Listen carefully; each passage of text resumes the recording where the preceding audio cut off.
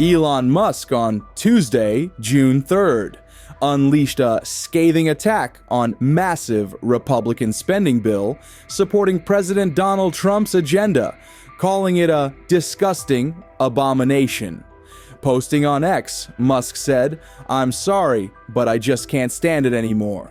This massive, outrageous, pork-filled congressional spending bill is a disgusting abomination.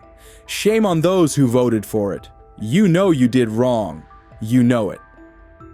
Musk slammed what Trump called one big, beautiful bill for massively increasing the already gigantic federal budget deficit to a staggering $2.5 trillion, warning it will burden American citizens with crushingly unsustainable debt.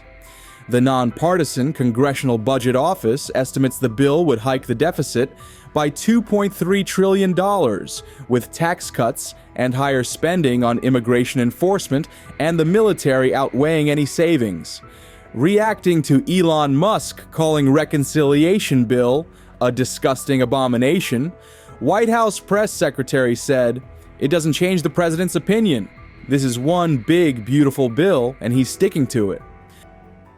How mad do you think President Trump is going to be when he finds out that Elon Musk said, "I'm sorry, but I just can't stand it anymore. This massive, outrageous, pork-filled congressional spending bill is a disgusting abomination. Shame on those who voted for it. You know you did wrong. You know it." Look, the president already knows where Elon Musk stood on this bill. It doesn't change the president's opinion. This is one big, beautiful bill, and he's sticking to it. Musk, who stepped down from a White House role last week and was a top Republican donor during the 2024 elections, doubled down on his criticism later on X, declaring, "In November next year, we fire all politicians who betrayed the American people." He had previously expressed disappointment with the legislation, telling CBS it was a massive spending bill that undermines his Department of Government Efficiency's efforts.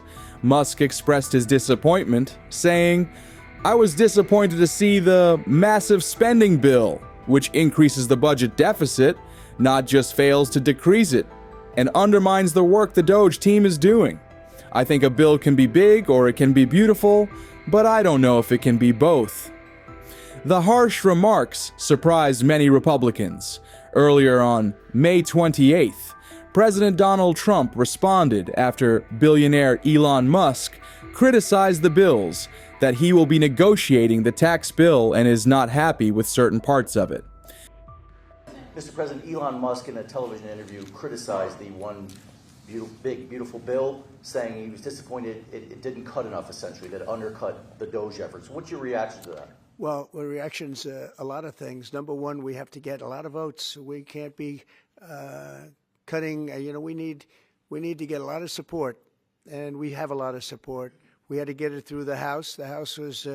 We have no Democrats. If it's up to the Democrats, they'll take the 65% increase. If that doesn't get approved, this country is going to have a 65% increase in taxes and lots of other problems, big problems, almost bigger than that.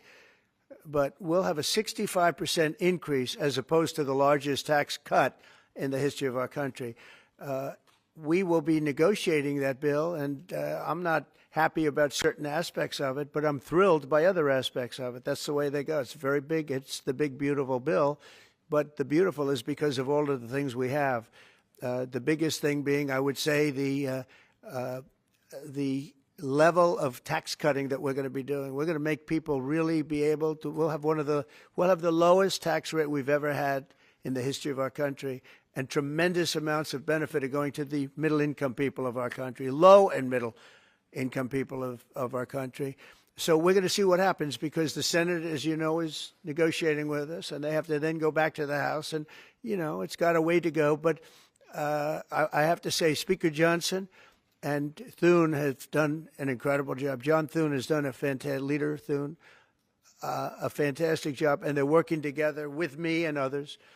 And I think we have an amazing, if we pull this off, remember, we have 0 Democrat votes because they're bad people. There's something wrong with them. They'll let people pour into our country. Single biggest problem is we had 21 million people pour into our country, probably higher than that. and they're people that weren't supposed to be here. And many of those people are bad. Murderers, drug dealers, the mentally insane. They were closing mental institutions all over the world, not South America, all over the world. They're coming into our country, and we're getting them out. And we're having a hard time because some judges aren't making it very easy for us, and it's tough enough. They approved that. They allowed that to happen to our country. We don't have one Democrat vote.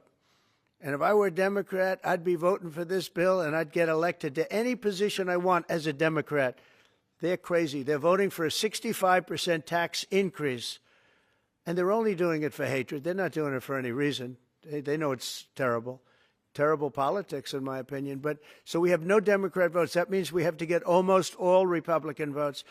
And I think we're very close to doing that. I think it'll be very successful. Yeah, please. Mr. President, Wall Street analysts have coined a new term called the taco trade. They're saying Trump always chickens out on your tariff threats, and that's why markets are higher this week. What's your response to that? I kick out?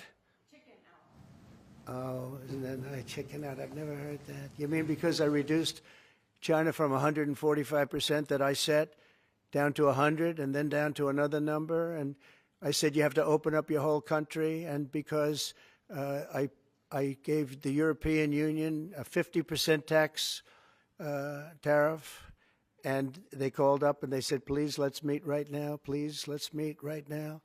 And I said, okay, I'll give you till July 9. I actually asked them, I said, what's the date? Because they weren't willing to meet. And after I did what I did, they said, we'll meet anytime you want. And we have an end date of July 9th. You call that chickening out? Because we have $14 trillion now invested, committed to investing when Biden didn't have practically anything. This country was dying. You know, we have the hottest country anywhere in the world. I went to Saudi Arabia. The king told me. He said, you got the hottest we have the hottest country in the world right now. U.S. Senator Rand Paul of Kentucky voiced his support for Musk's criticism, stating, I agree with Elon. We have both seen the massive waste in government spending, and we know another $5 trillion in debt is a huge mistake. We can and must do better.